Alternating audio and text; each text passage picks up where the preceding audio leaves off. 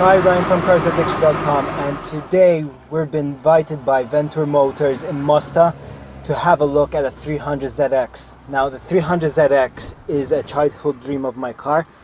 When I was young, I used to collect these magazines from the early 90s, and all you see inside is adverts of the 300zx.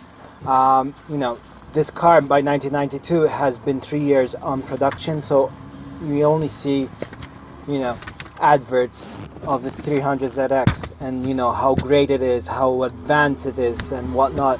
Now, this is a time when the Supra hasn't been out yet, so you could imagine what advances it had. And we're gonna have a look at it at Ventur Motors. And there she is, accompanied by a lovely Toyota MR2 Turbo. This is a Nissan 300zx Twin Turbo. We know that it's a turbo because you have the vents on the bottom over here.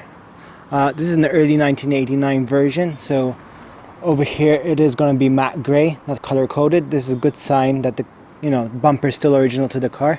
Now, this version that we have here is the Japanese version, so it's not a 300zx, it's the Fairlady Z. You can notice by Japanese models always have the pull right over there option. Z badge might be different, I'm not sure. We go around the car, you might be able to see another indication that's a Japanese model. Okay, we have this 300zx.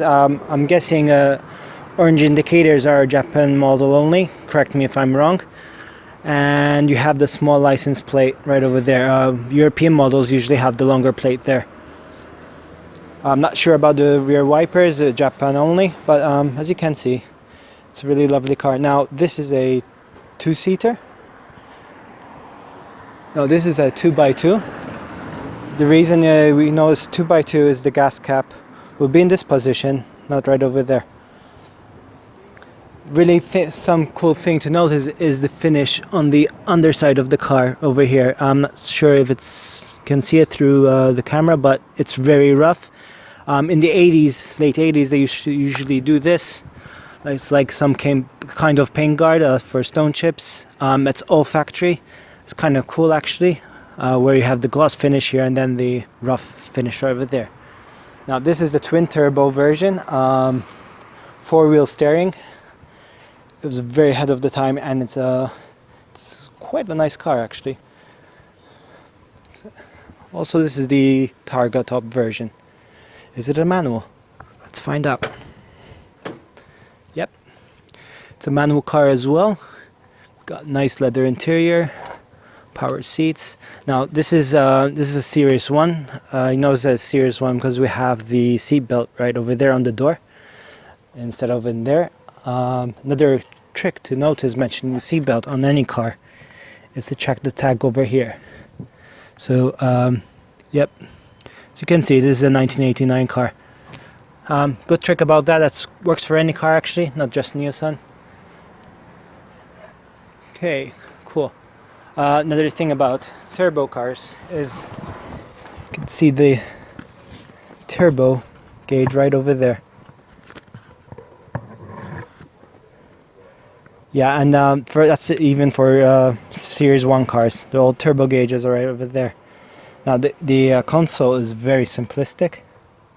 As you can see, all you have is the CD changer. So this is a 1989 car and already has a CD. I had a 2004 BMW with still a cassette player, so you can imagine how ahead of its time it was. Nice cloth actually on a glove box. That's actually very unique. Continuing over there, design. Now, I really like the dashboard. It's very simplistic. All you have is stereo controls here. No climate controls, they say. Well, they put all the climate controls over here in the steering area. So this is all the climate controls right over here. We'll turn them on later. This has an aftermarket wheel. The standard one would have the non-airbag wheel. And yeah, this is without cruise control, I can see, but we don't need it that much over here where I'm from. And then you have the headlights over there. Controls. Yeah, continuously, that is a Japanese model. You have all Japanese labels here and there on the car. see it there. As I said, this is a 2+2, and it's a Targa roof. Quite nice. Now this is the key we've got. Unfortunately, these cars are got from auction, so maybe the original ones have been lost. There should be a titanium key, which was like a special thing for the time to have a titanium key with your car. And yeah, just want to have a look at this cool pillar action right here on the door. As you can see, there is no pillar, but the pillar starts from over here. As you can see, I guess it's there to support the the Targa roof and whatnot. Kind of cool.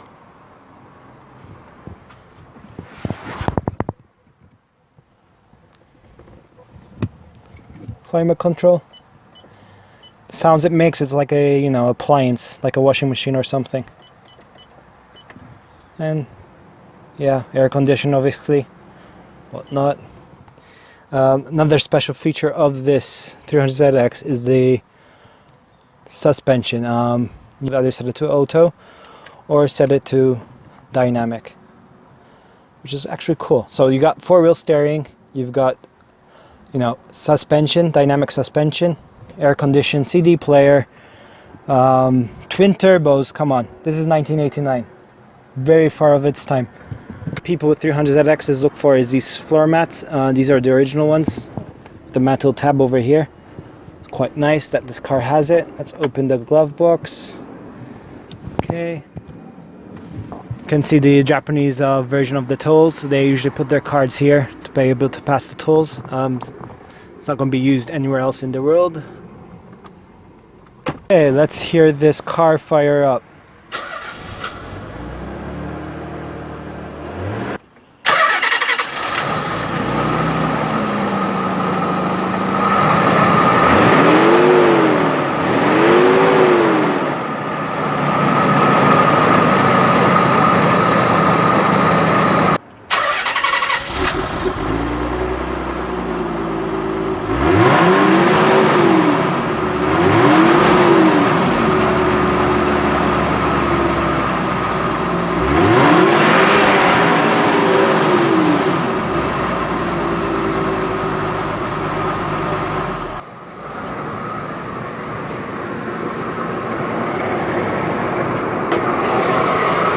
And there it is, the twin turbo V6 3-liter engine from Nissan.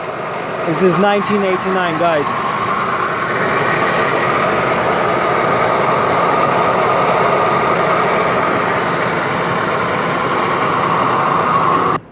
Again, we have confirmation this is a Japanese model of Japanese writing. This is like the first mainstream supercar from Nissan that is sold worldwide. The R32 Skyline was only a Japanese market, so you could imagine the fuss all around this because it was their worldwide car. You got the VIN number of the specific 1989 300zx. You've got, I believe, the 10th digit over here will be the W over here, 1989 referring to W. And you could get much more information from this VIN tag, and that to make sure it's still all original. But it does look pretty clean. You don't see any moisture or residue leaks or anything like that. Engine sounded healthy. It's quite cool.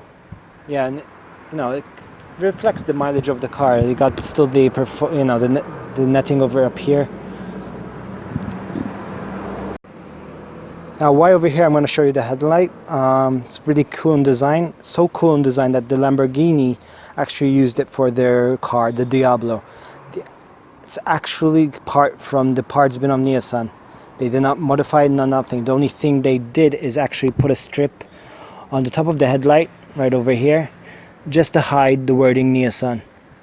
So if you ever have a Lamborghini and remove that strip, you'll see Nissan on the thing. Good thing about Lamborghini is the parts would have been cheap. Let's have a look at the back. It's quite a large piece.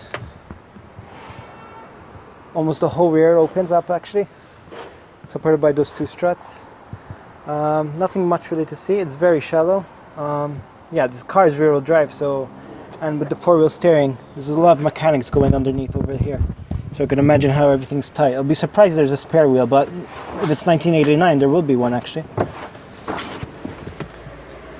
Got the all-aluminum jack. They actually advertised it that how they all went out with aluminum, save weight. So that's something special.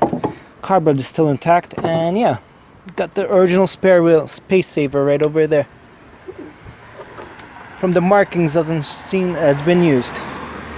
Another useful thing when looking for a used car is, you know, if there hasn't been any crash damage or anything, you'll see any, you know, inconsistencies right in the back over here.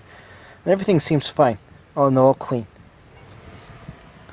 Not even all the gaps, we don't see any rust or anything, which is, you know, most certainly going to happen, something that's over 30 years old, but this seems to be pretty clear.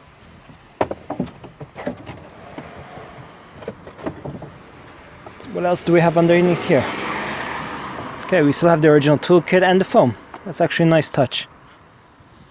Access to the rear lights, to change them is very easy actually.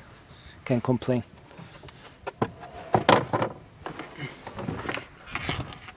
We also have this net, cargo net, to cover the back. It has seen better days, but you know, it's all included there. Should be easy to fix at any upholsterer. A car well ahead of its time and easily comparable to exotic cars of the time, such as the Ferrari F40. Ferrari F40 in fact has a 0-60 time of 4.7 seconds, whereas this can do it in 5 seconds. Now Nissan has to be, you know, regulated in each continent and has to be reliable, whereas a Ferrari doesn't, so that is a big defeat in itself. And there you have it. A proper right-hand drive Nissan Fairlady Z Twin Turbo, better known as the Z32 300zx. This specific model in front of me is finished in charcoal pearl and is in great shape for its age with extreme low miles, and is available to purchase from Ventur Motors in Malta. I'll leave a link in the description below to the dealer. Make sure you click on the notification bell button below to be the first to know when we release our next video. The grandpa to this car, our very own project car, a right-hand 260Z.